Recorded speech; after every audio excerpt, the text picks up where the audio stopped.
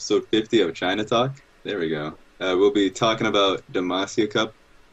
I was about to say mostly, but it's going to just be a Demacia Cup episode for the most part. I said most anyways. Well, got to factor in the point that I'm really good at this. I'm amazing. Just thought I'd let you know.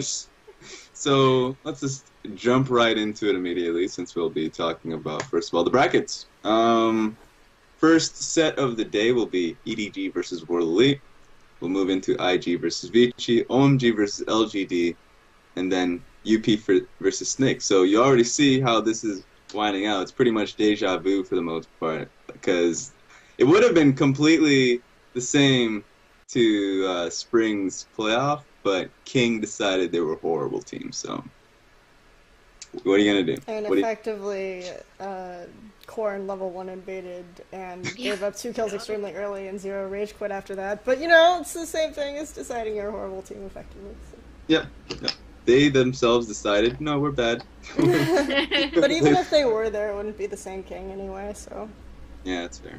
Yeah, it's all about the brand name, in my opinion. So, what we will be doing this episode, we will be drawing comparisons to each Chinese team in the Demacia Cup to, let's say, NA and EU teams. So, let's get back on the track. EDG. What team would you guys mostly compare them to? Let's start with Kelsey, actually.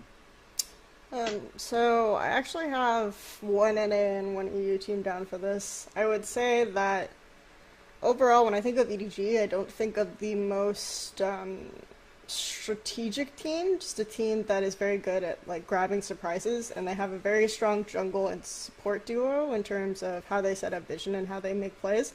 And right now, that's really been the core of EDG during the split, because we've seen a lot of rotations of their top and mid, and just this past week, they rotated out their AD carry. So when I think of them, I want to focus on that kind of idea and that kind of mindset, like somewhat faster paced and a core of a jungle and support duo that is just going to be the anchor.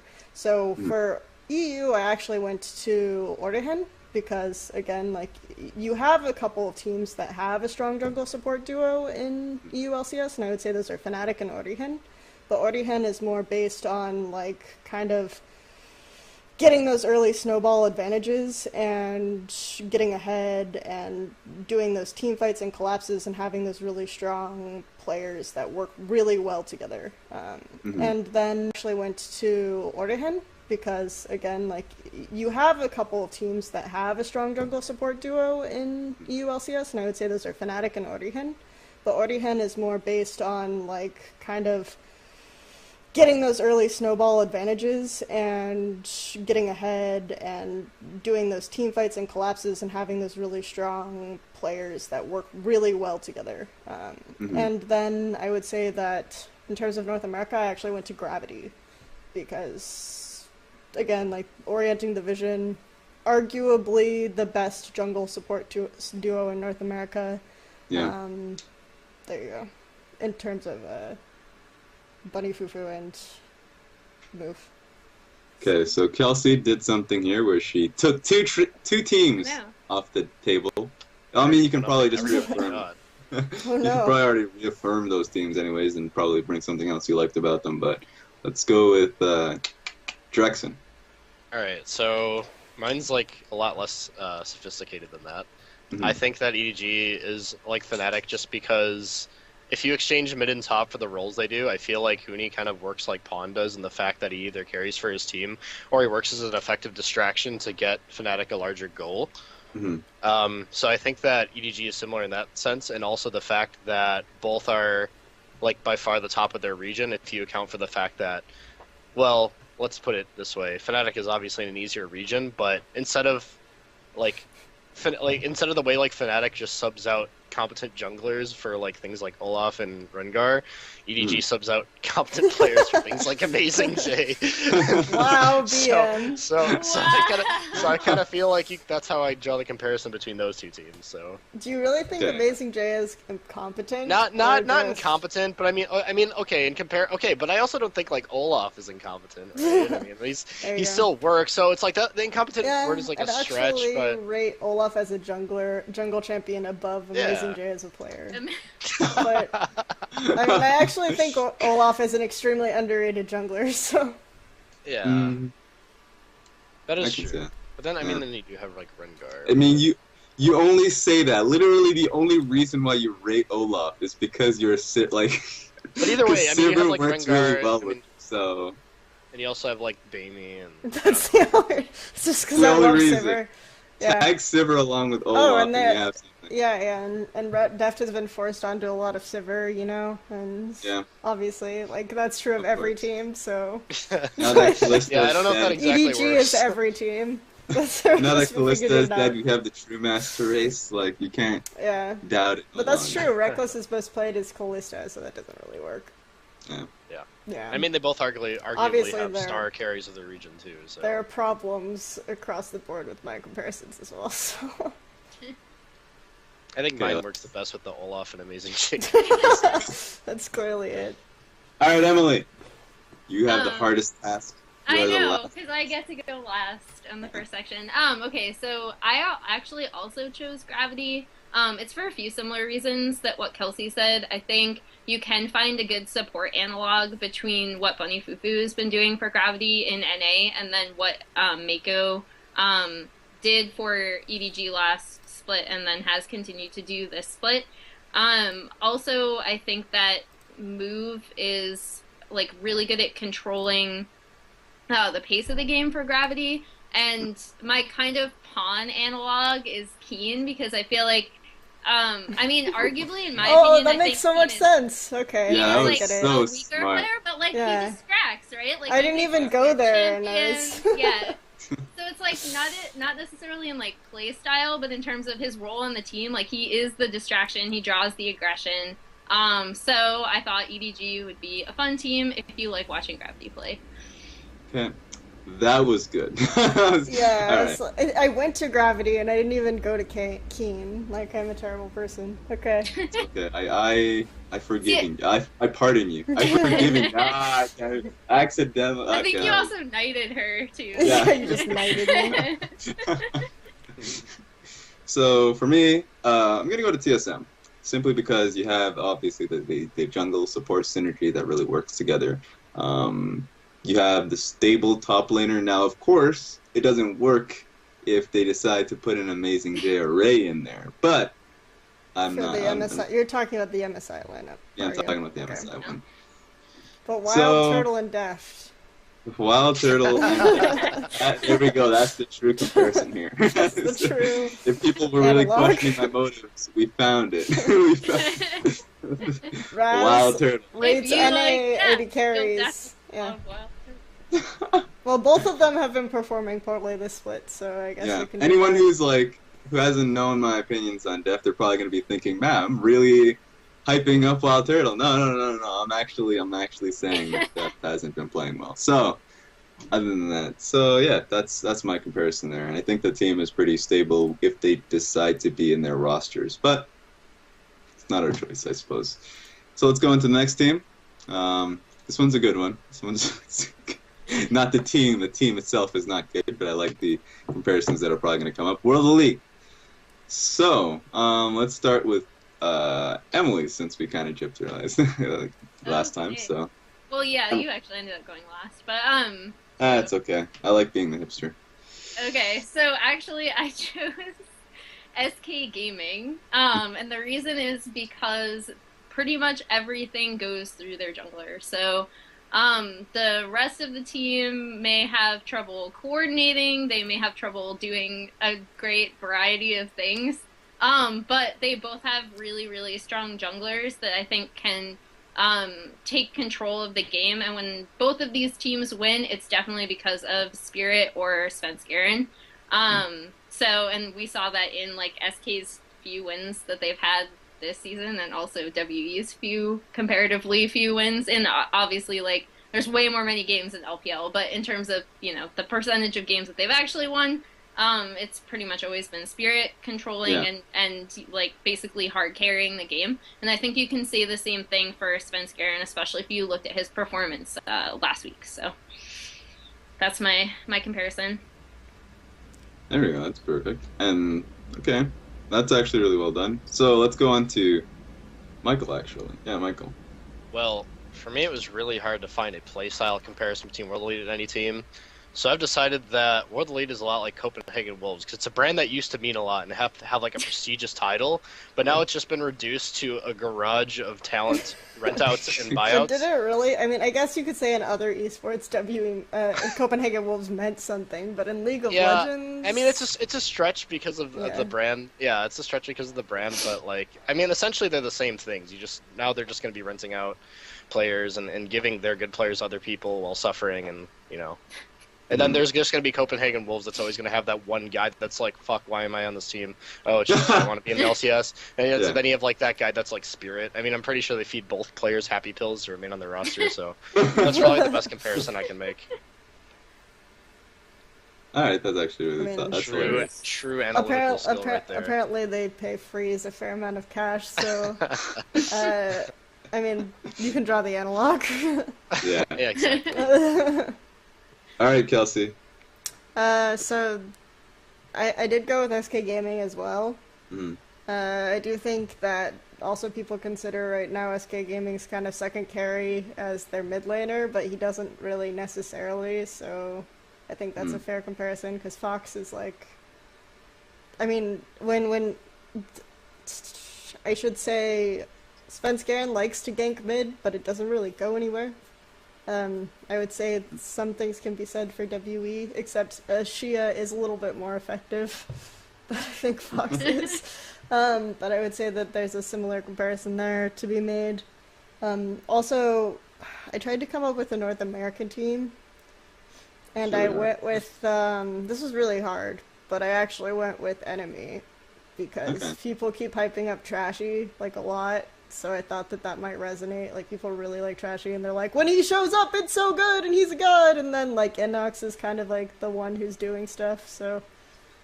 Yeah, okay. Obviously, I'm not super good at this NA part, but I was trying. I mean, good reason. Also, Enemy isn't very good. Yeah. We found it. I'm a terrible person. Okay, I guess that goes back to me. Wow. Huh. Do I really want to do this? I guess on the same... You know, I'm doing it. On the same vein of the whole prestigious title. Cloud9. Cloud9 has... Or... God, I guess they can't even make that comparison anymore because Meteos... You know, I'm making it anyways. I'm making it anyways. Meteos. So Meteos... I have one later that's like a huge stretch, so... Okay. Meteos, Spirit, not saying them the same, but they were pretty much like carry junglers.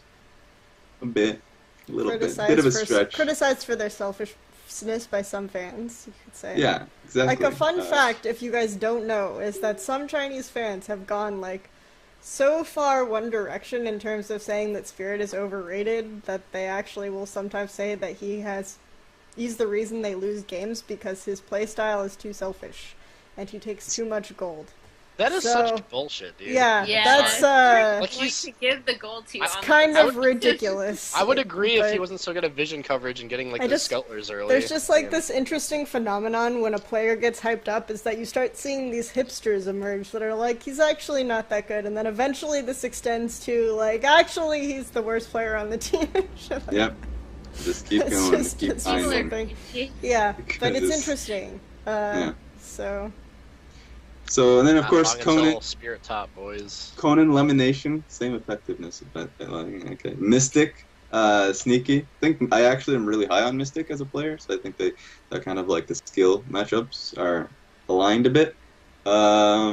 Incarnation, yeah. I can see the Mystic Sneaky comparison because both are like widely considered shit and both improved pretty quickly too. So yeah, that's true.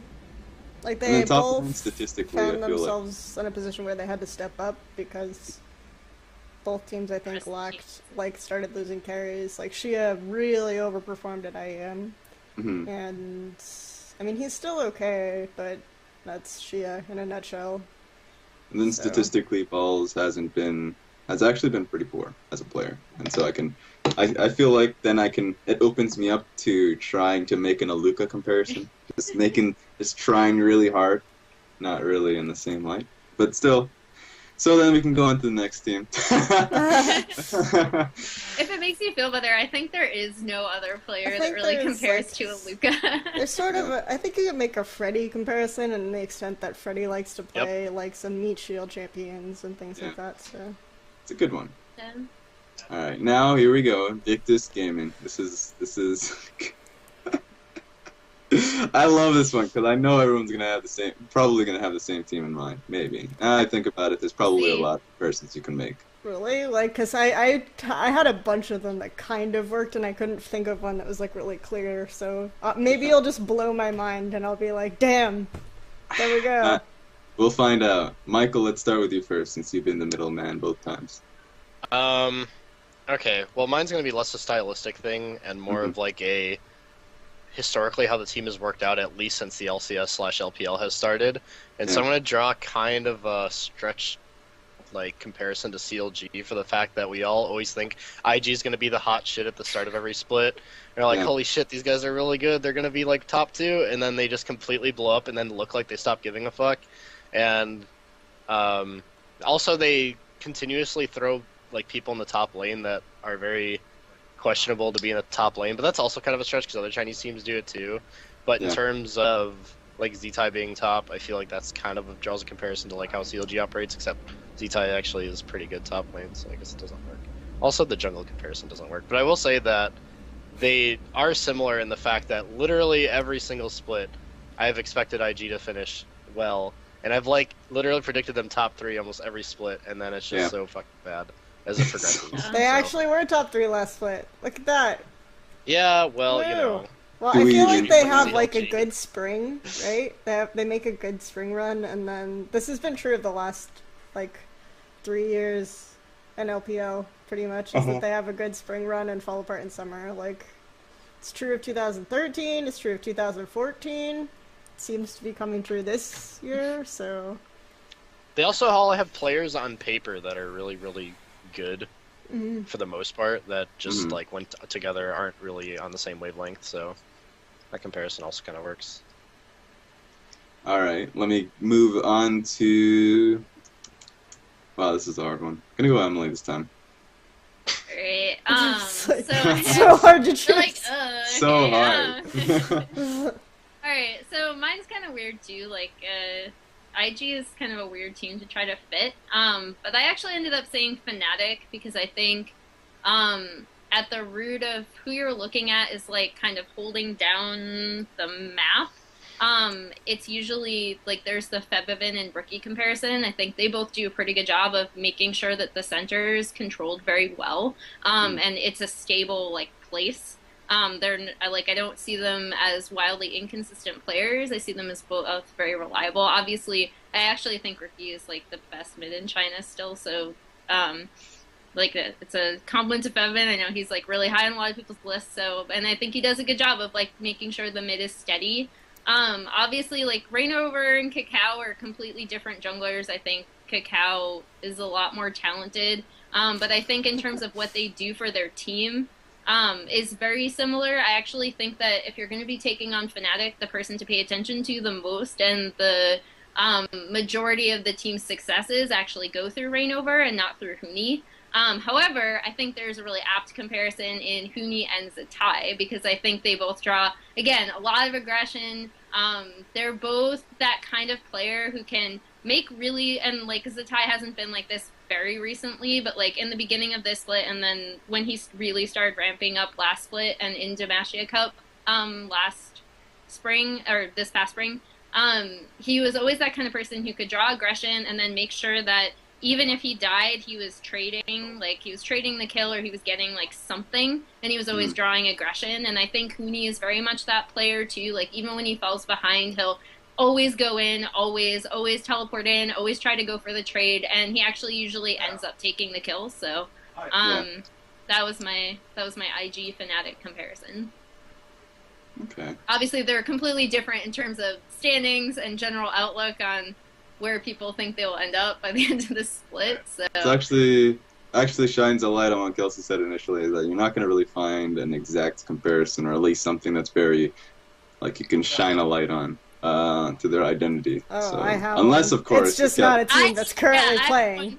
Wow. Okay. All right, Kelsey. Okay. It better be good. Team that currently plays. Do you have one, Emily? Oh no, I have one later on that I think is like absolutely perfect. Okay. So here, so first I'm gonna do two that aren't that perfect, but are current teams that are playing. I think they're kind of similar to Unicorns of Love, in that a bunch of crazy stuff can be going on around them, aka Zetai. Zetai. Obviously, Cacao is a significantly better jungler than Kikis, but Zetai does a bunch of random... You have the beginning of the first two syllables. Yeah, there you go. There we go. Yeah. Cacao, Kikis. Cacao, Kikis, same person? No. Zetai does a bunch of the crazy stuff that, like, if you could take all of the crazy that Unicorns of Love does and just put it in one person, it's Zetai. I think that's reasonable. But then they're like, even if with all this weird shit going on around them, like Power of Evil and Zetai and Rookie both find a way to carry. So that's kind of where I would place the comparison. I also have Elements, because I consider them a team that has like a pretty solid mid-jungle combo. Yeah. Where actually the mid carries late, because I think Rookie is more oriented towards carrying a late game. They're also like pretty dragon focused as a team, and IG has the biggest dragon focus of any team in LPL in terms of dragon control rates. So those are like the two imperfect ones. The one that I think is perfect is Moscow 5. Because of the jungle mid, like aggressive duo that does that kind of thing, and they have the top laner who plays as a distraction and runs around and does crazy shit, and then their bottom lane is just kind of there most of the time to do stuff. And unless you're talking about like Season 3 Moscow 5, because Edward started stepping up considerably more. But I think like Season 2 Moscow 5, really, really close comparison to the way IG operates stylistically. I really like That's that actually really good. Alright, now I don't even know what I'm gonna... Me either, dude. I don't know what to do with this one at all. I don't know, man. Okay, I'm gonna go back to CLG. When in doubt, CLG. Not just for the hype, but for the problems with org-wise, internal issues, the internal strife that tends to happen that like fucks the team. That's my favorite one. That's what I love, when the team itself feels like, hey, on paper, this could work out really well, except something is going on in the back that people are just like, that we don't see, obviously, because that's the whole point of the whole back issue. But now it's just like, what are you going to do? What are you going to do? Because now this team sucks. Well, no, they're good. They're good. They're completely fine, except they have random issues that you don't exactly know how to solve. Get rid of kitties. It's just, that's just my hate. Actually, I think they got rid of Kid, so... What? Oh, no. We'll see. This team is done. This team is done for me. Like, this team is done. I think they knew which lane to target for their... I think they have a new AD, but I haven't gotten 100% confirmation on that, so this is just like a tentative. I think they did get rid of Kid, so... It's one of those situations where they don't get rid of the right person. Like, they have the right lane down. To be fair, Kid was suffering, like, serious crippling motivation issues, so okay, if it wasn't going to be a problem now, it was definitely going to be a problem later, so... Yeah, okay. As long as they have, like, you know what? If they replace him with someone like... they can't replace him with SMLC or STYZ. STYZ would be a good one. Just a lane AD carry. That's all I want. You get a lane AD carry and I'm completely fine with kitties. Like, you can get Candy on that team and I'm completely fine with kitties. So, that's just my little rant on that one. Okay, well, what's the next team? What's the next team? Ah, there we go. Vici Gaming. This is gonna be beautiful. Alright, let's start with Kelsey because I want to start with Kelsey. First. Which one is this? We're doing Vici Gaming. Oh my gosh, this one is so hard. This is the only one I had I was- blank, and that I was gonna do impromptu. I was trying to think about this one for way too long, and I was like, So, for me, it came down to Vici Gaming doesn't want to fight ever. Like, that's kind of their deal. They want to avoid fighting because, frankly, their players suck, their team fight coordination is abysmal, and they're just going to throw games if they fight. I felt that that's very true of CLG last split. God damn it, you took the only one that I actually was thinking last of. split they absolutely could not team fight at all. Their stacking execution was terrible. Link was overrated. Hitong is pretty abysmal. Their top laner was a shining light. Bottom is hard, but I guess they have a really strong support. Like Aframu, people kept saying is like the one who carries. Fortunately, Mata shows up in playoff games. Yeah. And I feel sort of like Mata and Aframu, like I still kind of feel like their team is on the back of Aframu most of the time, so I guess you can still draw that comparison. It's just that Insulted Thorin. Mata, I don't think Aframu, like, Mata is so inconsistent right now, though, is the other thing, so you can make that comparison as well.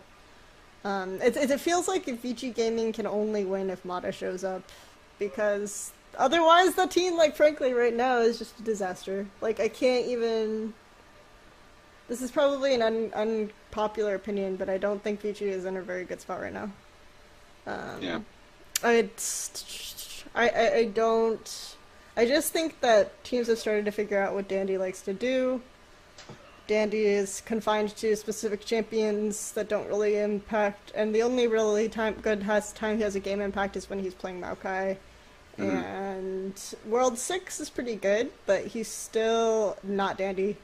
So it's like they downgraded both of those positions, and yeah. Otherwise, you can kind of say, if you want to go to Europe, you can kind of say Ruckat, just because I feel like Vander is the best performing player right now. Yeah. And that would be where I'd go with Ruckat. And they also, like, their mid laner is supposed to carry them, because I think a lot of emphasis is put on Hitong right now, for the most part. And he doesn't, just like a lot of emphasis is put on Nukduk, and he doesn't really always come through either, so that's the other one I would go to. Alright. Okay. Let's go for Emily this time. Alright, this is like, Vici was really hard, because I think they have a lot of really unique problems to that team, and they've had to make certain decisions that obviously, like, if they hadn't had to make those decisions, the team would look a lot different. But I actually said Cloud9, just because of all of the different roster swaps that they've had to do. And again, like, a lot of, as Kelsey said, a lot of the carry pressure has been put on the mid. And I feel like Cloud9 similarly had Incarnation coming in, and everyone kind of just expected him to be, like, fantastic, and that hasn't worked out so far for whatever reason. Like, and this isn't, I'm honestly not, like, pointing fingers at anyone on Cloud9 either. That's not to shit on Incarnation. Just, like, saying that Dandy isn't the best top laner isn't me shitting on Dandy either. It's just, like, I feel like there are a lot of issues on both teams that aren't very easily addressed. They both have had to, or felt like they've had to, make really, like, very, I guess, quick decisions in terms of shuffling their roster around for whatever reason. And I haven't seen it work out for either team, to be honest. So, and I like, actually agree with Kelsey that I think, unfortunately, Vici's just not really in the best spot right now, and I think you can say something similar for Cloud9, where I just get the sense from both teams that they're kind of grasping at anything at this point just to stay alive. So that's not, like, the most positive comparison, but oh, we ain't gonna find positive comparisons. Yeah, it's the only one I could find really that fit. This one's gonna be a pit of depressing comparisons. Yeah. Yeah. All right. At least And you so don't have to Michael, compare Kings. Yeah, this one's seriously insanely hard, but I actually also went with Rocket, just because I feel like their situations are a bit similar. Like, okay, like, Kelsey did the comparisons between the mid laners, which I actually tend to agree with, just because Nukeduck theoretically should have the resources available to hard carry this team. He's had the...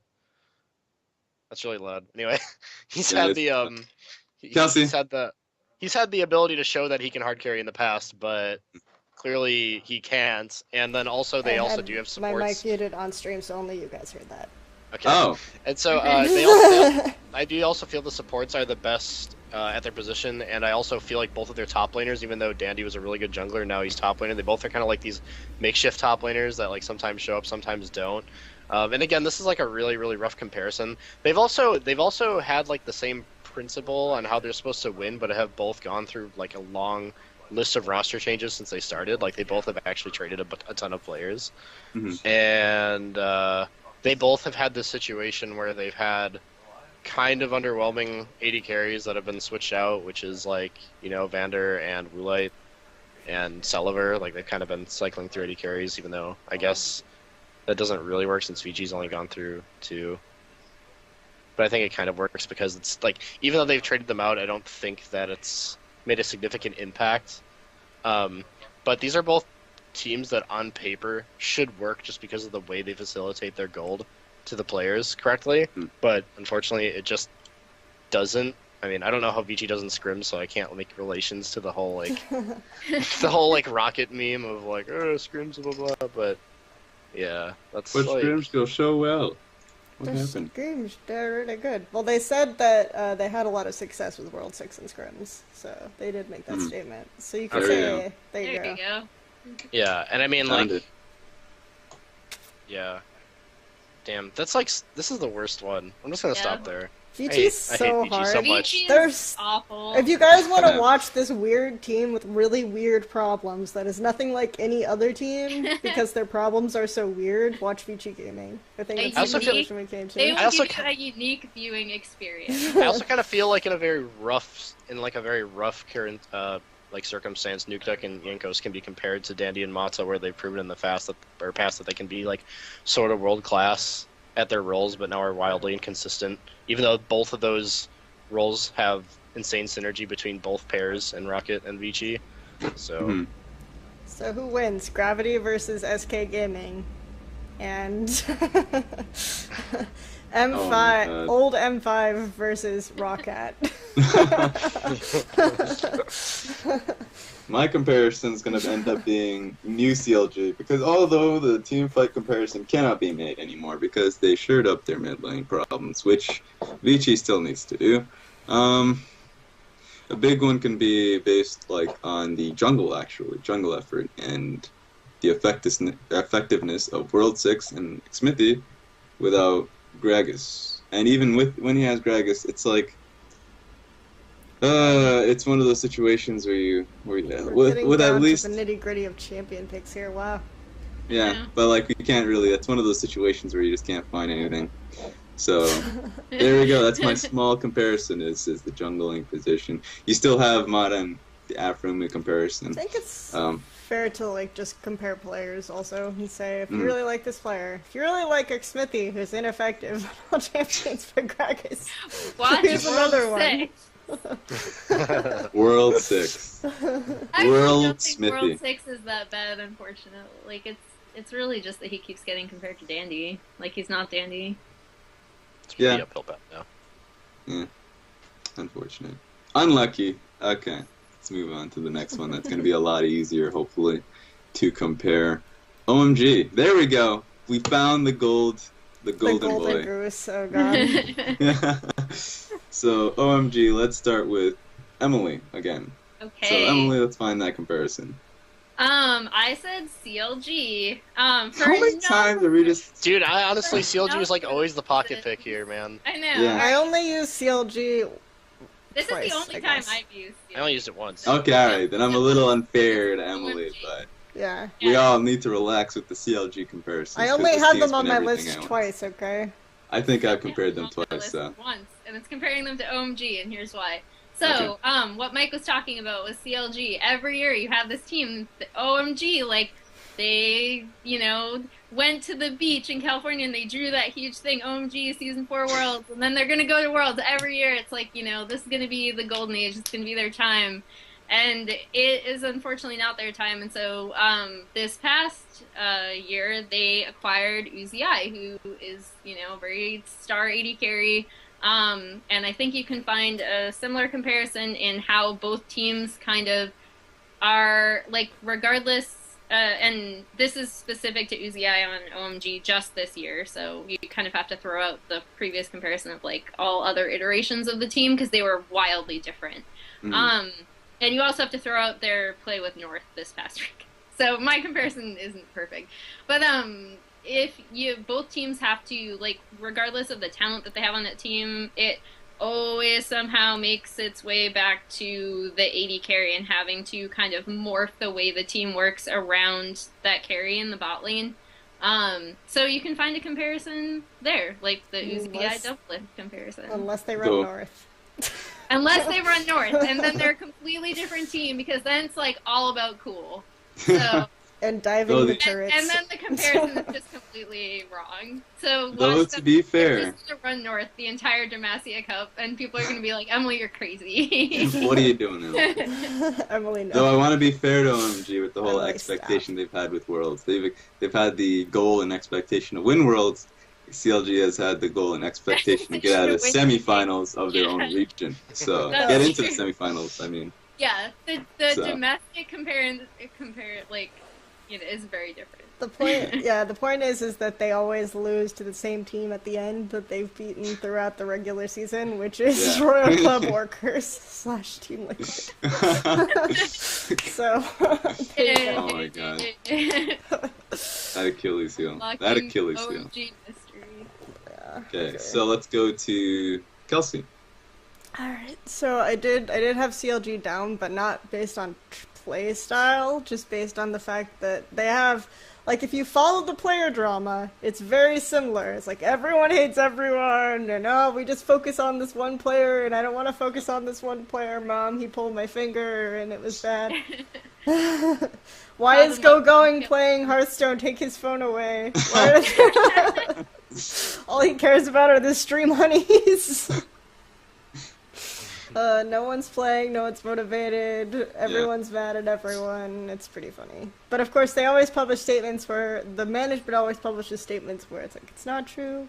We all love each other in the end. So life is peaceful. I sometimes feel like Loveling was brought back onto the team just to placate Cool, because Cool was having diva moments. So it's just like, yeah, this is how we're doing it. The surroundings. I also wanted to draw the comparison to Copenhagen Wolves, because it's like they're constantly, like, swapping out players, trying to figure out what to do.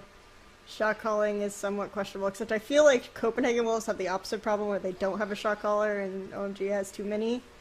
So that's something to say. But I also wanted to say, because just focusing on one player stylistically, I feel like UZI and Forgiven are extremely similar. They're very lane focused, they're very lane trade focused, like that's, people a lot of times think of UZI as this Vayne player, but for me, he's always going to excel the most on these lane dominant champions, like Lucian, like, and just win trades. Like, it's so weird, because I feel like with both of these players, when I watch them, it's like, how is he just suddenly up 50 CS for no reason? So, within his region. And also, like, you get the sense that Forgiven and UZI both demand to have their lanes to be ganked, and then this split in particular, both of them have shown more dimensions, I think. UZI became a little bit more conservative in the later game, until recently, where we've had this problems. And he got a little bit, I think UZI, this has been like the best regular season UZI has ever had in terms of consistency in team fighting, and just like holding off a little bit. And Forgiven has sort of taken the backseat to Cabashard. So that's kind of where I went in terms of player comparisons. Alright. Okay, I like that. Alright. Michael, you've got something on you. Like, how are you going to find a team? Unless if you're going to reiterate another team, I suppose. Well, OMG, I actually will compare to Gambit and Moscow 5, just because... in the beginning, okay, so way back, there's like TSM and Fnatic, they were way ahead of everybody in the West, and there's World Elite, who's just miles ahead of everybody in China. Now, OMG and Moscow 5 both kind of came out of nowhere, and while they both played in European tournaments under like different names and had different experiences and stuff like that, their like ability to just climb to the top was actually kind of unprecedented, and they did it before the rise of EDG and Cloud9, respectively. Kind of a stretch, but they were kings of their region at that point in time, and I actually feel like Cool was kind of like a talent that came up and caught people by surprise, kind of like Alex Ich. And they both kind of played engagey type styles back then for their team. And I also feel like they both have players on their team that played very unconventionally but really helped the team. So in China you had San, who played a more supportive style instead of playing a hard carry style, which is unprecedented for AD carry, and then you had Genja, who played a very unique style and had his own unique builds. And then you also had Loveling, which you can kind of compare to Diamond Prox for their innovation. Diamond Prox innovated in the way that he developed the meta through his jungle pathing and his and just the way he, like, the champions he played, while Loveling actually innovated in the way that he used abilities on junglers that other players didn't use, like how he would use Jarvan's ultimate as a terrain advantage for players, or for his team to set up an ideal terrain for the players. And these teams were dominant for a very long time until the new dominant forces came up, and then they still hovered around like first, second place.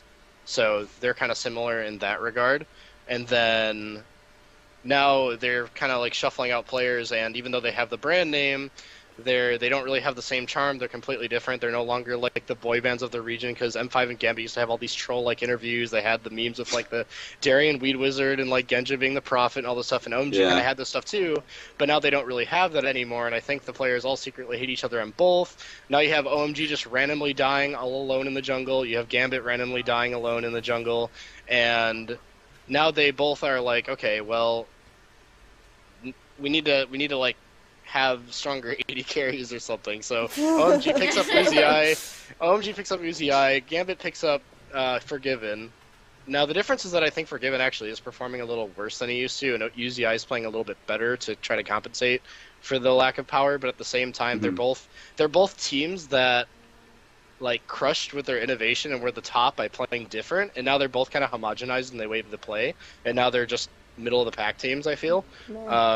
So I feel like you can kind of draw comparisons between those teams pretty well, actually. I think the prize for Drexen here. Yeah. Yeah, let's find the goal. Yeah. I was hoping that really he was solid. just going to stay with Moscow 5, and I was going to be like, I like your approach, ignoring what has happened to OMG now. This is good.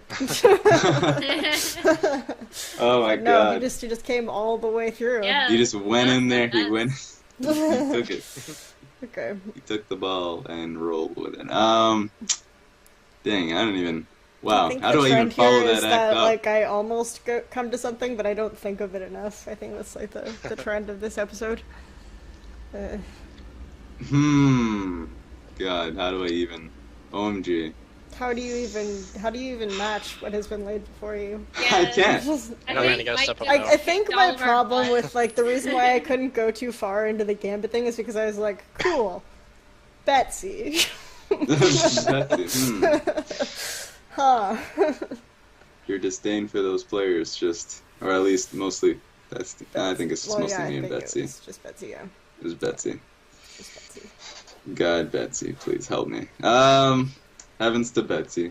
I'm just gonna go on and say, I'm just gonna go with, like, CLG, just for the cop-out answer. I can't follow it up, so I'm gonna find out the worst answer possible. There we go. CLG. Don't question it, people. Let's just move on. I'm the host. I don't actually have to come up with an answer here. LGD. Let's go on LGD, our favorite team. Is it? I don't really know anymore. So, let's start with... This one's pretty obvious. Yeah. Yeah. You know what? All right, Kelsey, let's give it to me then. Kelsey, when you start with I feel like it should be Emily because she's writing an article about it. Okay, Emily, you've been the torch has been passed on to you. Yeah. She has ignored the host's orders. I feel bad because I went first last time, so you'll have to make me go last. Oh, yeah, next time we'll go last. Okay, so LGD, I think probably most people are gonna have the same comparison, maybe. I came up with a bonus one. Okay. Oh. To be cute. The sneak peek. LGD and H2K, and I think because they've both had to develop really specific play styles around the players that they've been given. I think I saw it and I just thought it's too funny to me. Go on. So Lulix. Lulix. We just saw a perfect example. Yeah, if you watch today's game, I mean, Lulix, you can draw the Lulix and TBQ comparison. I mean, I think the thing with LGD going into Demacia Cup, since this is a preview, that people need to know is that they are trying out their a new jungler supposedly, and then additionally, Imp has been having some visa issues, so actually their mid laner is going to be playing Godby or Wayless, because I keep calling him Wayless, but if you just start watching him, Godby is going to be in the bot lane. So the LGD you see this weekend is going to be a lot different than the LGD that you might have seen last split or this current split. But you have Kasing and PYL. I think there's a really apt comparison there. Like everything, I feel like even though a lot of people have been saying he hasn't been playing like as high as what his peak is. I feel like he dictates the pace of the game a lot more than TBQ does from the jungle as a support, by the things he does in terms of vision control and just controlling team fights, especially with engaged champions. And I feel like you can definitely find a similar thing in Kasing.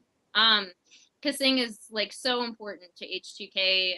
He's like, I mean, you can go read Kelsey's like amazing article that has all the gold distribution, but he earns the highest proportional gold of any support across all the regions, and which kind of really, really highlights how important he is to that team and the success of that team. And I also feel like they've come up with a very objective, focused play style because their weakest position on the team is coming from the jungle, and because jungle is such like an incredibly important position in Season 5.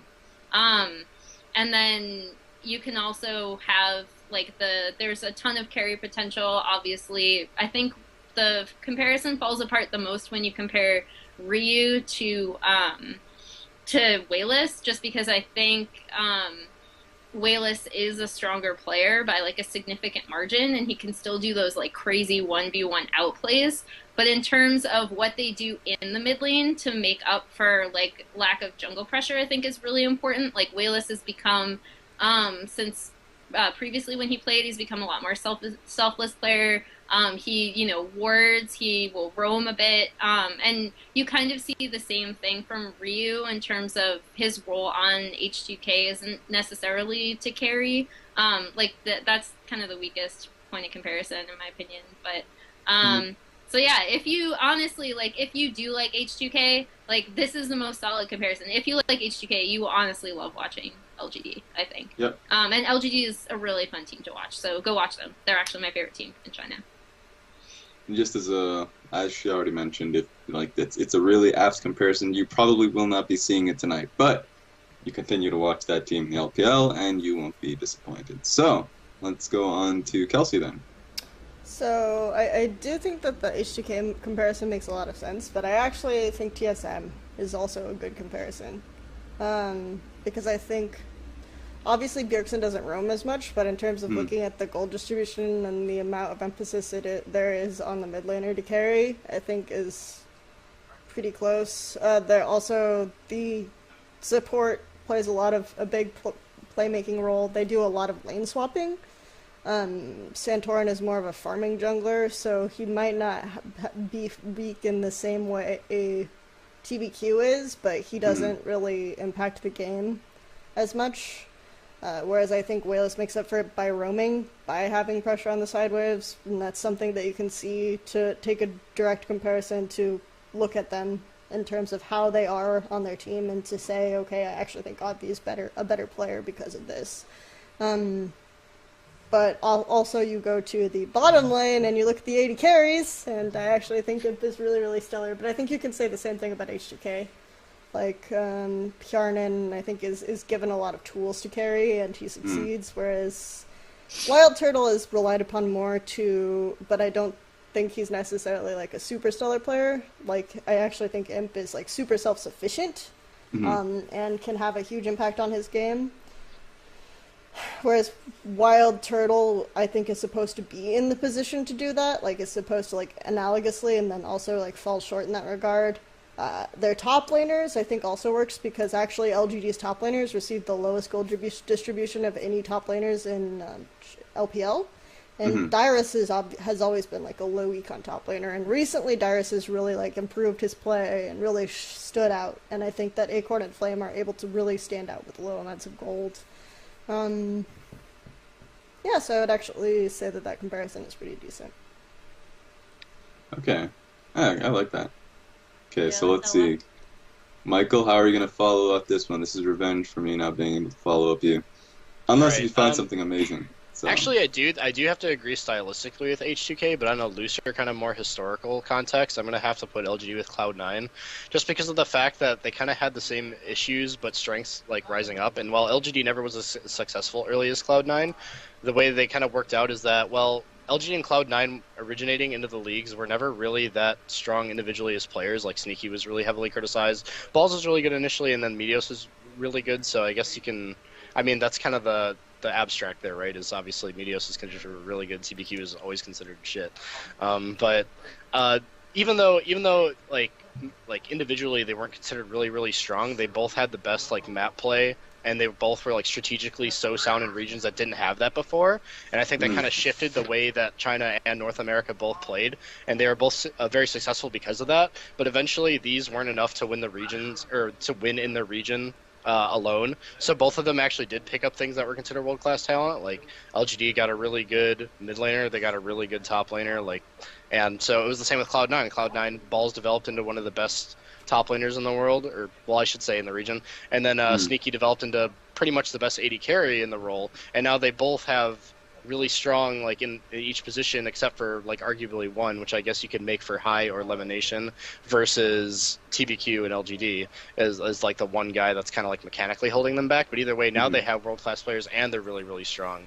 But now both of them are kind of like reaching the same slumps, and they kind of in a very brief sense they kind of both have the same historical situation going on with the current with the what you would call it, like the current split, except for the fact that High's mechanically bad and PYL is mechanically excellent, where both of their masterminds left briefly, and both of the teams have seen a downfall in the rankings quite heavily. So, like, I mean, now High's back as a jungler and PYL's back as a support, and we'll have to see where it goes from here, but I feel like they kind of have traveled the same road in that respect. Just call this episode Mental Gymnastics. You just have to like or just like squinting really hard. Yeah. Just feel like this episode is called Squinting Really Hard. Alright. Okay, so that was a really solid one. So I'm gonna go with Team Liquid actually, because I feel like that was my other one. Oh yeah, I feel like right now Team Liquid they've improved, or at least Phoenix has in the mid lanes. Really, I can compare him to it's so hard to compare him to Wayless, but I think he's at the point in which he's actually playing really well for his team. And he doesn't roam. Does he roam? I don't know. I just feel like so few mid laners actually roam. Yeah, they do. Outside of LPL, where it's just like everyone roams. Yeah, and Quas has been a really solid top laner.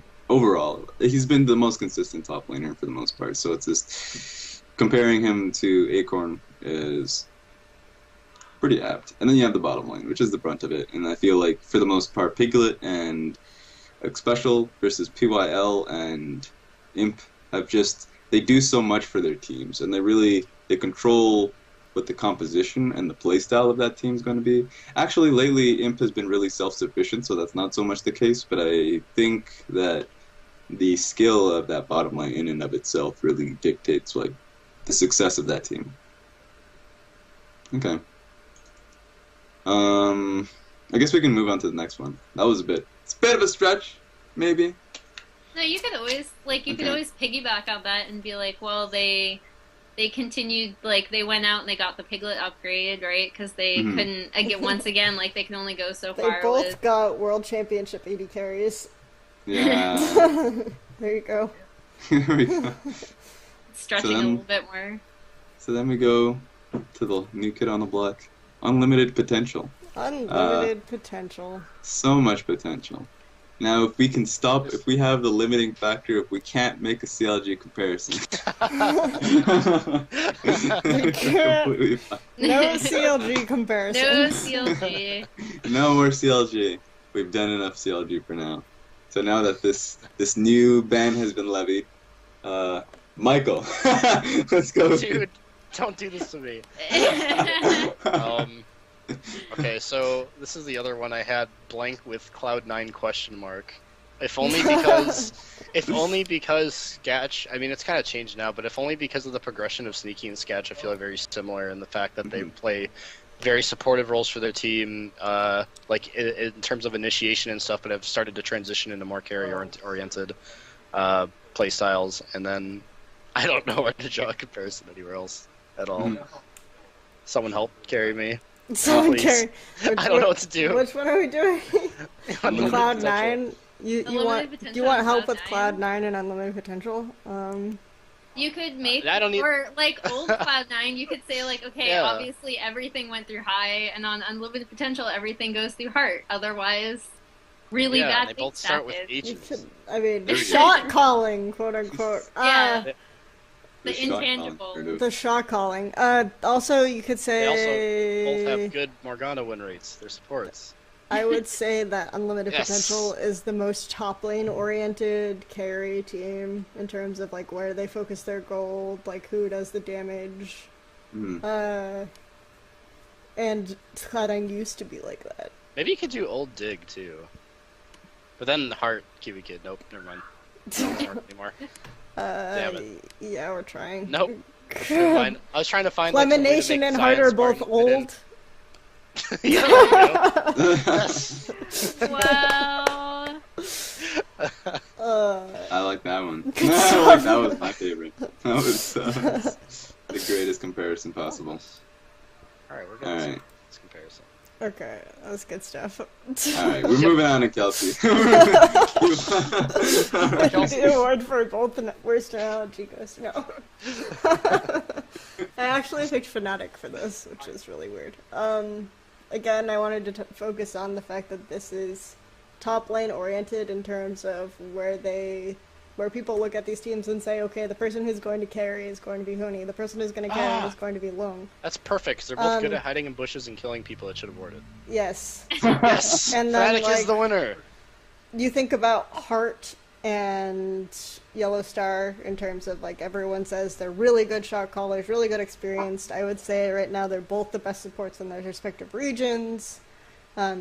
We also look at these teams and they're kind of, like, at the beginning when we first saw the Fnatic lineup, they were kind of a joke, right? People thought, oh, okay, it's just like a bunch of rookies at Yellow Star. That's literally what Unlimited Potential is, except that I think recently Unlimited Potential has been ramping up. Definitely not to the extent that Fnatic did, for sure. But they've been looking a lot better. I would say that both of their junglers have somewhat limited champion pools and styles. But Amy is finding ways to make it work. Rainover has a few unconventional picks. Mid lane, I think even Punish has just become like this sort of solid guy who is relied on as like a backup carry, sort of the same extent that Febiven is. And their AD carries just are like utility bots, so who play a lot of Kalista. Both have like played probably the most Ashe in their regions, so yeah. That's where I'd do the Unlimited Potential thing. Okay. Fnatic is so perfect. I'm so mad that I went with that. Alright, Emily. Okay. So I actually did go for not Fnatic. This is where I chose TSM. TSM! I think it's because I think Lustboy is again just the best support in his region, but I also think a lot of times TSM lives or dies by the fact that Lustboy is able to roam. And I think there's a very similar analog with Heart and the way he kind of controls the rest of Unlimited Potential to like do what he wants them to do. They also, again, like I know Kelsey focused on the top lane with Huni and Luong. Obviously, the gold differential is vastly different between the top laners and the mid laners on these teams, but where TSM funnels most of their gold and resources to Bjergsen. UP does the same thing for Luong, so it's very like the gold charts are very focused in one direction. And then additionally, both AD carries, they have the lowest amount of gold in their respective leagues. Sketch actually has like proportionally the lowest amount of gold to deal with across all major regions. So you have that kind of, I feel like they're also very similar in playstyle, where sometimes they're really expected to carry and they make a mistake and they don't. And they're not like very consistent, but they also have the random off game where suddenly they show up and it's like this really, really great performance. So I think you can draw a comparison between Sketch and Wild Turtle there too, where sometimes they'll just be super, super good, and then other times it's like, oh my gosh, why did you jump in as Tristana and do that? Like, that was not a smart decision.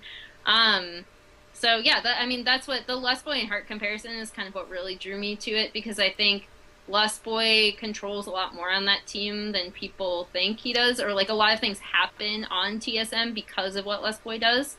And it's a really similar, like, Hart kind of takes that to the next level, honestly. Like, I think he's basically pulling a Reaper performance at this point, where he's controlling all 4 members of his team. But that's why. So if you like TSM, check out UP. There you go. Okay, so for mine, so it's gonna be a bit of a stretch, but I'm gonna go for it. Team 8, why not? Team 8, UP, potential in the sense that the teams, you see their roster and you see what they could be, but they never, or at least it's too soon to say that UP cannot make that point, but you can say that with UP, Team 8 with their current roster. But with at least Team 8, I feel like Team 8 really relies, when it comes to the jungle position, if they don't get Rek'Sai, they have problems. Or at least when Rek'Sai gives them that boost in being able to create the plays that they otherwise would struggle to finding, I suppose. And that could be same about Amy. Amy's a really aggressive jungler, but this meta really didn't do him much of a favor. So when he found that one champion, Echo, he held on to it and he found pretty decent success off of it. That's been his most successful jungler. Sorry, I'm just reading chat. Yeah. God damn it, what are they saying? They said, oh boy, teammate doesn't have potential. The only potential they have is whether they'll be auto-relegated. I mean, one can kind of say the same thing about UP. Like, yeah, they're not going to go anywhere. But I think they're pretty locked down. Like they might be able to make playoffs in LPL. They're 2 points away from making playoffs. And do you know who stands in their way? Vici Gaming. I know. It's That's fine. Amy's revenge. Amy's revenge. But I do think that Team 8 is one core issue solving away from being decent. They just need to solve that one core issue, and they're fine. And with UP, it's probably going to be centered around finding a mid laner that's really mechanically and who can perform really well. Punished. I wanted to say I don't hate him. I think you underrate Punished, and Frostgrad tends to overrate him a little bit. But with them, I think the team just needs to find a player that they can really work off of, a playmaker. And I thought they had that with Sketch, but Sketch started moving towards a more utility. They're making it long, aren't they? They're making it long, and I don't know if Long can really pick that torch up. I think he's been a really solid top laner, but I would rather have another lane really take up that torch, and it had to be mid. And I feel like Punished has been serviceable, but they ban Twisted Fate every game, Raz. Come on. They ban Twisted Fate every time. Yeah, Unfortunate. Punished is improved. He's improved since LSPL, but I still see him as kind of mid-tier. He still is inconsistent, and that's a problem for that team, because they basically just need someone to hold down the lane. They should have Yeah. been named Inconsistent Potential because Inconsistent that's potential. kind of true of all their players except for Art. Yeah. Well, UP His is a smart potential team. steadily continuing. to climb. UP is a smart team. They actually prep This for potential the is games. continuous and it's Yeah. realized. It's I not think UP is potential one of those anymore. He's teams- just good. Oh Jesus! But UP's been a team that really needed, like, they relied on their prep and smarts to be able to get through their games, and if they had a little bit more, like I guess tools to work with, they'd be completely Execution. fine. Yeah, And Teammate's been also that team where they needed somebody. They had Solushi, they don't have him anymore. They need to do something about the Cali situation. They have, I don't know, their bot lane is solid. I think they're fine. But it's one of those questions. It's fine, good enough. But anyways, this is what it is. Can't do much about that. UP can. So, let's see. Let's go on to the next one. Oh, last one too. Snake. This is we all, in fact, because I know one of the greatest comparisons. Let's go for Kelsey. You start this one out. I have two. Okay. Okay. All right. Taking cards off the table again. Sorry. Does okay. someone want to go before me then? No. You go on. Okay. I have. This is a good I challenge. actually do have Teammate as one of mine. Oh.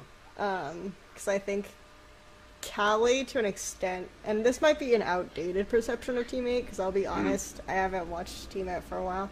Actually, it was news to me that Sushi was replaced. So, it's even less good. I'm sorry, I don't watch as much, like, lower tier NA teams. Just call me Monte Cristo and move on already. So, I actually, I think of Cali Trolls and Flandre as very similar in that they're Monte kind Cristo. of... is that they're kind of expected to carry, but then they play ridiculous things, or they throw away gold, or they just, like, refuse. It's really bizarre, so I think of, like, Flandre as, like, kind of an analog to Cali in some regard. I think Flandre actually can play a lot of champions, though, and he can build correctly, and he's, like, a really strong player.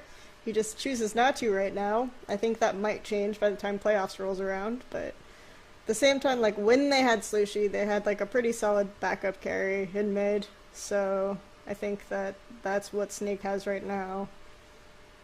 Oh, that's a good one, actually. So, Well, I should have saved my teammate one. Okay. and that's, like, pretty up. And then I went for Elements, also, just because I feel like if you look at this team on paper, they have, like, pretty solid, serviceable players in every role. They just can't get it together, and most often they just, like, completely blow the early game and then have to, like, rely on their late game prowess to win. So, that's... And I think Froggen and you are very similar players stylistically also. Because I think That's that true. they tend to, like, farm mid, get, like, tiny farm advantages, and then just play teamfights really well, so... Alright, that was well done. Alright, Michael. It's All your right, time. for Snake, I'm actually going to go ahead and say TSM, with the caveat that obviously Baka and you are in no way like Bjergsen in the way they service their teams. Yeah. So I think their top laners are a little more similar than a lot of people expect, just because if you go back to the very beginning of when TSM picked up Dyrus, he was like, his thing was that he was really carry oriented and he really enjoyed playing those carry champions and just kind of winning by himself top lane, but was kind of pigeonholed into this role that was very unfamiliar to him and one that he wasn't very comfortable with, in the sense of 1v2ing or being forced into 1v2, playing meta tanky champions, which he was kind of forced to do just to not die, which is kind of what Flandre had to go through last season. And now that they're kind of trying to restore Dyrus to something that he's more comfortable with, he's doing better, as well as Flandre feels more at home. But I also think that both teams are kind of pigeonholed into team fighting if they want to do really well, and focusing all their gold to one source, or at least trying to do that, in the sense that both teams are probably, or at least close to the best team fighting in the region, and 5v5 is the way to go, and if they stray from that, they have trouble. Kind of like how TSM, when they try to distribute gold or do a different strategy than trying to focus on team fights, they kind of fall apart like they did at the mid-season invitational. And Snake, when they try to run poke or split or have a lot of struggle compared to when they try to team fight. So both teams have a lot of struggles when they try to deviate from a plan that works, but when they do that plan, it works really well. Both teams also have AD carries that have a unprecedented fan base that makes absolutely no sense and are both incredibly overrated. Both teams have wasted time trying to make protect the AD carry comps work for Crystal and Wild Turtle, and they both try to throw both of them on hyper carries that are basically the backbone of the game, and sometimes it works out, sometimes they don't. But now they have these situations where they're trying to throw them on those things, but also make them more self-sufficient. And both of them do absolutely retarded things that get caught off on a constant basis, but are still praised because I don't know why. And both of them also had their positions threatened by people with very generic first names, and both have stepped up since. AKA Martin and Keith. That's my favorite one. So now that they both are kind of settled in, both of them are doing a little bit better, and so they also have very underrated Korean supports that are underappreciated because Lustboy has X-Special and Afro move rated above him on a constant basis for some reason. And not to say that Beast is the best support, or Ella is the best support in China or anything, but I do think that he's undercredited for keeping Crystal alive. And also both Crystal and Wild Turtle have a history of being Draven hipsters. So literally, if you watch Snake games and you look at the bottom lane, you can sometimes see this amazing phenomenon in which Ella literally stands out and stops the minions while Crystal is there, so he doesn't have to last hit under tower. I'm just why is this happening? Why? It's so good. But I actually think the weird thing is that the games where they have put Crystal on hyper carries this split, have actually been the games that they've won most consistently, which is interesting. I think it's just because the team in general is more used to that style of play, but it's an interesting something they can go back to quite easily. I really like Mike's comparisons, though, so far this episode. He's been, really holistic, and he goes, all the way back to, since this team was formed, both teams are actually formed by their supports, and... anyway. Alright, Emily, it's time for you to follow that one up. Alright, and I can't, but, so my comparison, which is going to be completely different, and it does rely on you looking at Snake, kind of in LSPL, but then also, just this split, so, because last split, they were a completely different team, and then this split, I would actually, and I feel like Kelsey's going to murder me for this, but I'm going to compare them to the Unicorns of Love. And the reason why I'm going to do that... I actually had them down as a maybe, so it's okay. Alright. I think that if you're a viewer and you like watching Unicorns of Love, my assumption is that you like watching them because there are times when they can pull out random champions that are weird and unusual, and you can watch Snake for Flandre's builds, which are weird, unusual, and might give you migraines if you actually try to do the math on them. Additionally, I feel like they tend to they tend to go through their mid laners right now. So obviously, as others touched upon, Snake is really good at 5v5 team fighting, and one of the huge reasons is you. And I think when Unicorns wins, it's not because of the wacky picks, it's actually because Power of Evil's just kind of carrying the team. So that was my comparison. I honestly think if you're just watching Unicorns of Love, and the reason why you watch them is that they're super wacky fun time, then you're really gonna like Flandre. Really, really gonna like Flandre is everyone's favorite top laner. I say facetiously. I mean, I can't really say anything because my favorite top laner is actually Zatai, but yeah, Zatai is baby Flandre. He wants to be. Interesting. He wants to make his own name, and then he realizes there's someone else out there. next door who's doing just as doing much better. Not even much better skill wise, but just outdoing him in crazy shit. So Crazy to wrap up, since we don't have that much time, do we want to do predictions for LPL or do we want to do Xiaogu? Or predictions for Demacia Cup? How could you prediction? Let's do predictions. Okay, predictions. Let's start it off with World Elite versus EDG. I mean, who thinks World Elite's gonna win this one? Does anyone think they're gonna win it? I don't. Well, because they are going to be playing with a very new roster, I still feel like EDG versus WE games are all about the jungle still. Like, for whatever reason, when we see EDG versus WE face-offs, it comes down to the jungle. The rest of WE's players could play, like, literal dumpster fires, and it's still just, like, all that matters is the jungler. As if Spirit can 1v4 in the top lane. As if Spirit... As if Clearlove can, like, keep up with Spirit. Like, that's literally usually all that matters in these matchups. I think Clearlove had a really exceptional performance lately. Has had a couple really exceptional performances lately, but he's been more inconsistent than he was last Switch. Spirit... Well, yeah, never mind. I don't know. It depends on whether or not thrown off, so it's hard to judge Clearlove, honestly. Yeah, honestly. I feel like, though, because there has been so much inconsistency, even more pressure in the other roles more pressure has been put onto Clearlove to carry. So, so it's even more about that matchup than it's ever been. Yeah. And we actually saw Clearlove playing Italy, I think, in like an attempt to carry, and we've seen Spirit playing more Gragas, so it's like interesting. I think it just comes down to span jungler champions, and I think EDG will still win. So. Okay. Oh, sorry. No, you. I wanted to bring it off to you. Okay, yeah, I will say that while these teams are a big mismatch in skill, I do think I can spin off Kelsey's statement, and also just say that these series against these two teams are usually close for whatever reason. But I also think that W's chances, even though I think EDG is going to win, I think W's chances are better than they've ever been.